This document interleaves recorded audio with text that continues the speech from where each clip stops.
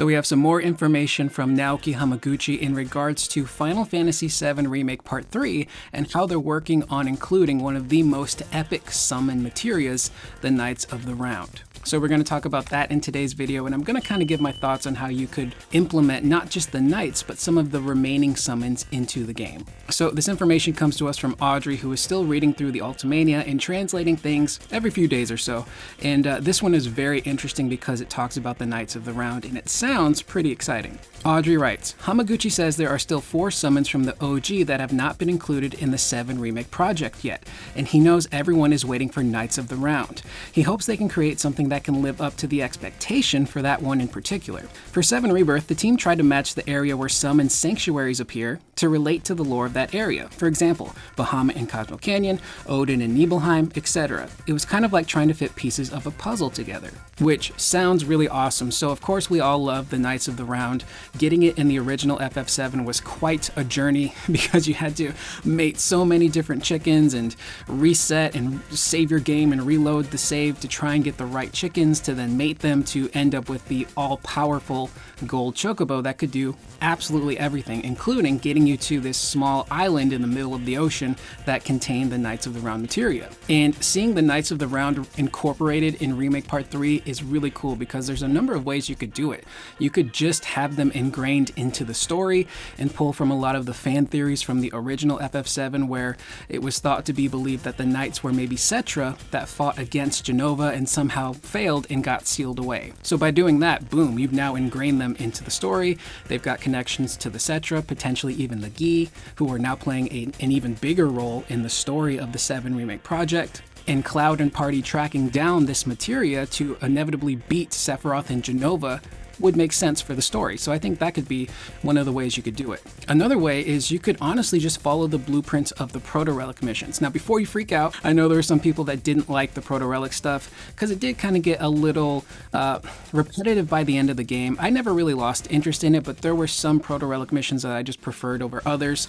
I wasn't a big fan of having to do specific mini games for some of those, like Gears and Gambits just was not my cup of tea, despite liking a lot of the other mini games. But I did enjoy the ones where you got to do like some really cool battles, discover new areas, stuff like that, stuff that was actually tied into the main story. And if we have 4 basic regions again in Remake Part 3, then maybe having like, I don't know, 3 Proto-Relic missions per area instead of 4 would make sense, because there's, if I remember correctly, 13 different Knights of the Round within that summon, so you could do like 3 Knights per region, you end up with 12, and then once you've beaten all 12, maybe you unlock the 13th Knight and you have to fight him to get the materia, or maybe you're just trying to piece together the different pieces of the materia so Chadley can then find a way to make it whole again, so then you can summon the Knights of the Round. Either way, they've kind of set themselves up in a position that they can include these really cool summon characters into the main story and have it actually make sense and not just be something that's kind of on the side that you can do if you want.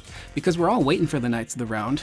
You know, in the original game, it was such a powerful and really long summon animation, so figuring out how they could incorporate the Knights into Remake Part 3 is super cool, because you could have it be a situation where you summon them and then like one by one they take the field and fight alongside you, and then they fly away, and then the next one comes in, or maybe like 2 or 3 at a time come in to help you fight until finally the ultimate Knight of the Round shows up and delivers the biggest devastating attack that breaks all of the damage barriers. Could be pretty insane, and it might potentially light your PlayStation 5 on fire depending on, you know, the graphical fidelity and all of the technical stuff that would be happening within those animations. Now, speaking of summons, we do have 4 left. Obviously, there's the Knights of the Round, which, you know, we just talked about. There's the other version of Bahamut, which I think is Bahamut Zero, Typhon, and then Hades. And one thing I would really love to see changed in Remake Part 3 is how we acquire the summons. So in Remake and Rebirth, essentially Chadley is recreating these summons in the VR experience and then recreating the materia for us to take and then use. And it's cool, but it just kind of isn't the real deal. You know, I want the real deal summons. And that's what I would potentially change in Remake Part 3, is let us discover the real hidden summon materials out in the open world instead of relying on Chadley to recreate them for us. Because if you finish all the Proto-Relic missions in Rebirth, it kind of feels like they're setting up for us to lose Chadley in Part 3, which I know a lot of people will rejoice at that news.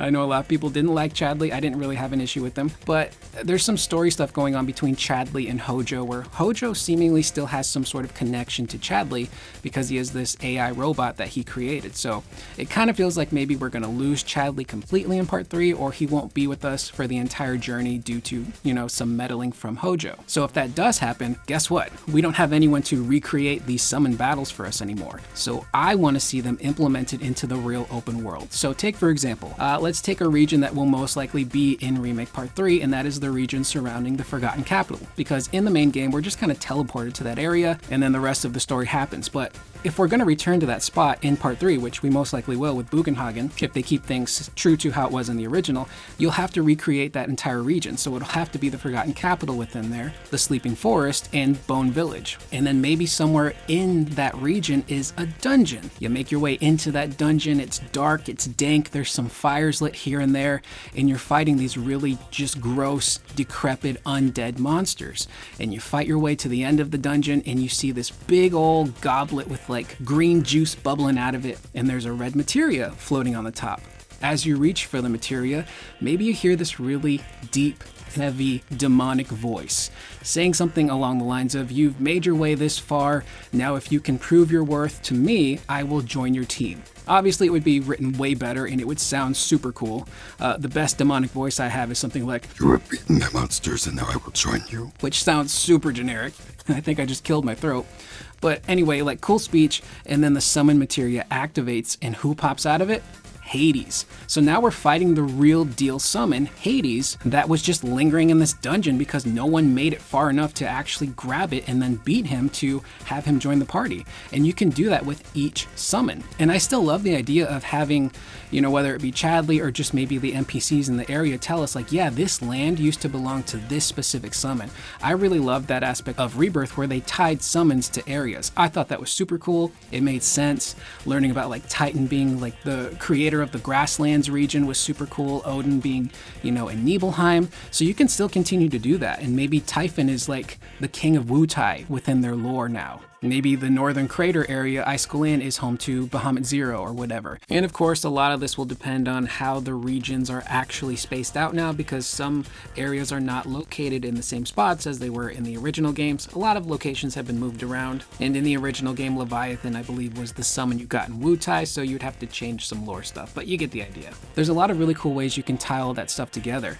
And just seeing the real summons in the real world and letting us at least capture or fight and face 4 legit summons, I think would be super cool, and it would be really refreshing, because as cool as it is to fight the summons in the VR, it does get kind of old after a while because it's the same environment and you're just kind of fighting this artificial version of these really badass summons. And just to kind of go back to the Proto-Relic missions, going to the Gilgamesh Island and fighting the summons in a completely different environment, something that was, you know, more inspired by like Japanese gardens, was really cool and super refreshing, because we were fighting summons we had already fought, but now we're fighting 2 at a time in a completely different environment at night, where I think the game graphically really shines. So let us come across them in the wild and have them join our team after we beat them. And also maybe just to kind of tweak the Knights of the Round a little bit, maybe you could aesthetically change them just a tiny bit to maybe resemble the knights we saw in Final Fantasy 15, the ones that surround Noctis and are basically part of his lineage. You don't have to model them exactly after them, but maybe throw some nods here and there. Maybe their weapons have that kind of glow that Noctis's weapons do when he switches them, to where they're like this light blue transparent light that then become real. I think that could be kind of sick, just to kind of tie things back into 15. And again, like, the 7 Remake project so far has been a love letter to all of Final Fantasy, so if they could find a way to include nods to 15 in there, I think would be sick, because I loved 15, I loved the bonds of that story and the character interactions. I thought all of that was fantastic. So with that being said, that is the video. Let me know in the comments down below, what do you think of the Knights of the Round? How would you personally implement them into Remake Part 3? And would you also like to see the real deal summons out in the open world that we can then fight and acquire ourselves? I am Curious Corduroy. I will see you guys in the next video. Please remember to always be excellent to one another.